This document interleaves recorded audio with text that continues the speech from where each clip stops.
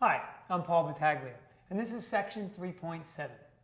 Now that we're concluding chapter 3, it's important for students to understand better the tangent line approximation. They do have the knowledge that they need since they've gone through many differentiation rules, they've looked at how to use a derivative, and now it's time to go one step further.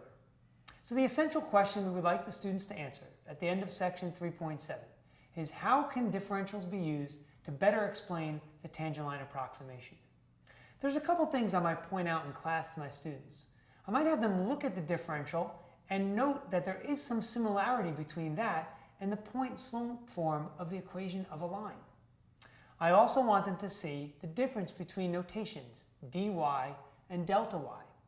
dy is notation that we use to represent the tangent line itself, whereas delta y is a notation we use to represent the actual curve. To that end, this is a very common mistake because students often think that dy and delta y are the same thing, and they aren't necessarily the same. Now, although differentials aren't necessarily stressed and haven't been widely tested on the AP exam recently, there is a connection that I think is important for students to pick up, and that is that understanding the differentials and approximations yielded by a tangent line allows them to make judgments and conclusions based on whether the approximation is an overestimate or an underestimate when compared to the actual value of a function. If students struggle with this a little bit, you might want to point out that they can also look at the concavity and then where the tangent line lies.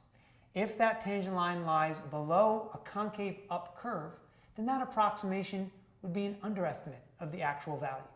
Whereas if the tangent line lies above a concave down curve, that would be an over-approximation to the actual value of the function. I hope these tips have helped, and I certainly know that you'll have much success with section 3.7.